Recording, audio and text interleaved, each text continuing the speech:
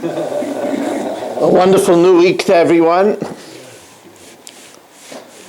We start the last parak in Bava Basra, and today we'll dedicate our shir especially L'ilui Nishmas, my shver's mother, whose yahrzeit is tonight, Rivka Bas Chanach Zundel. Hanashama should have an aliyah.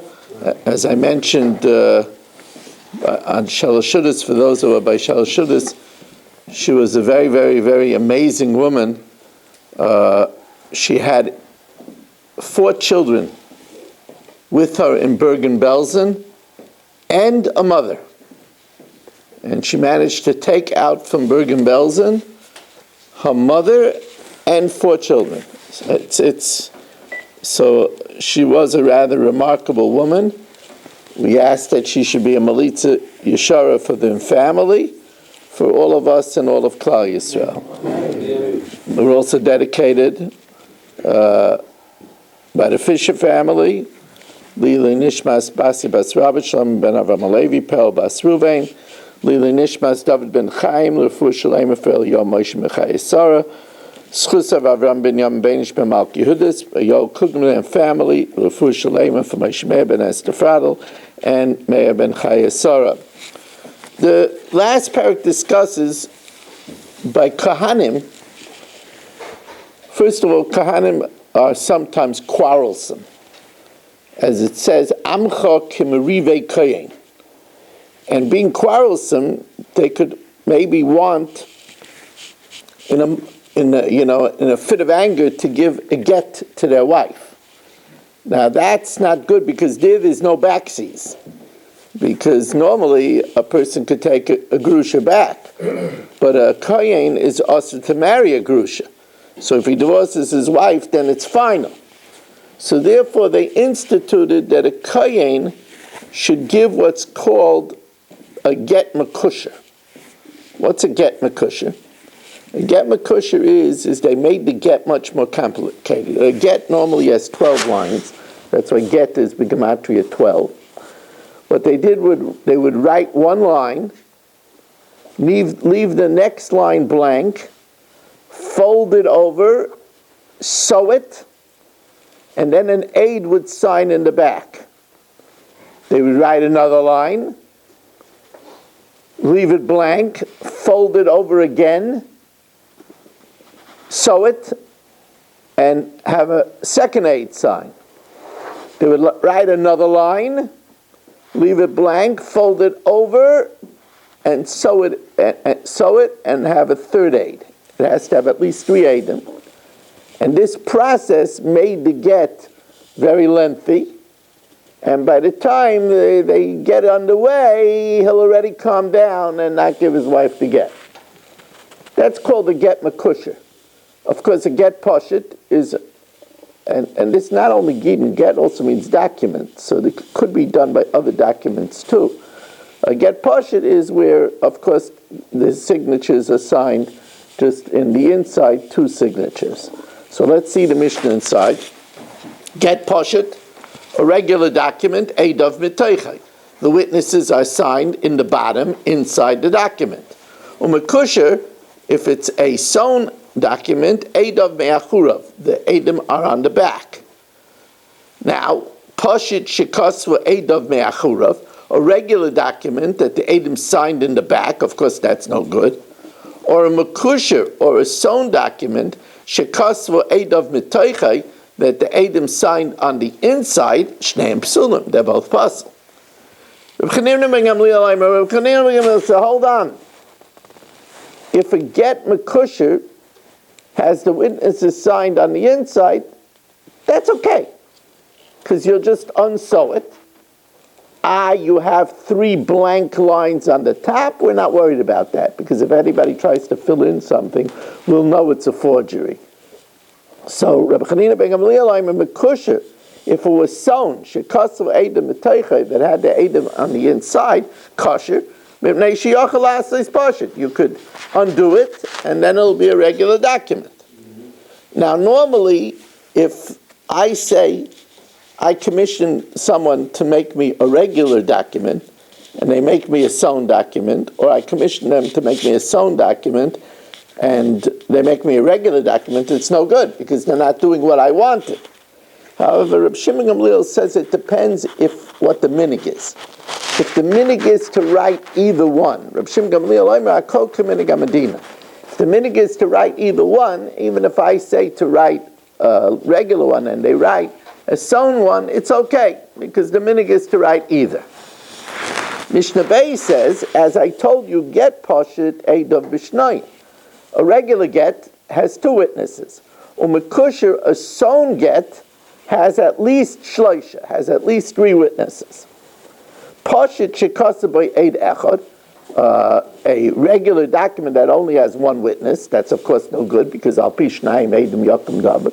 Umekusher shekasabai shnei eidim, and a sewn get that has only two instead of three, shnayim psulim, therefore both are possible. Now we'll learn some halachas. We know that the rule is miut rabim shnayim. Now, first of all, kasa by zuzin ma'ah the inon silin esrin. If, let's say, the document seems to have something contradictory, I say, I have a document that Gedalia owes me zuzin ma'ah, 100 zuz, the inon silin esrin, which are 20 slot. Now, the truth of the matter is that normally there's 4 zuz in a seller. So if it says 20 seller, then 20 seller is only 80 zuz, and it says 100 zuz. So that's a contradiction, right? So we say that what it means is that he owes me 100 inferior zuzin. 100 inferior zuzin.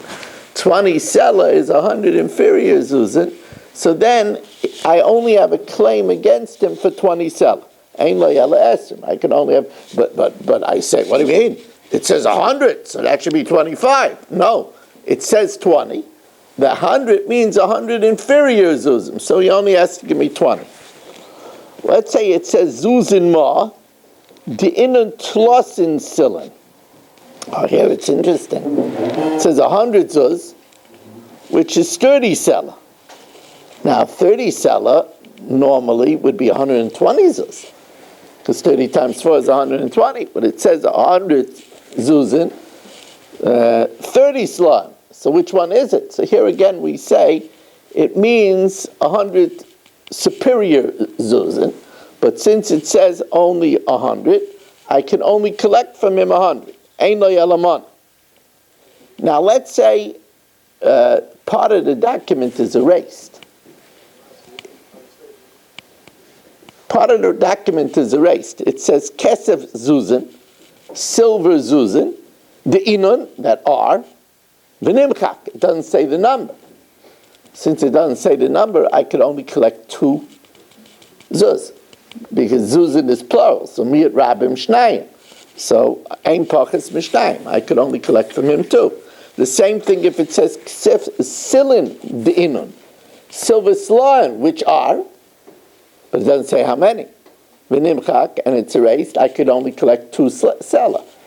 Ein pachas mishnayim. Or even darkoines. Darkoines is a golden coin. Darkoines de'inun v'nimchak. So I could only collect 2 darkoin.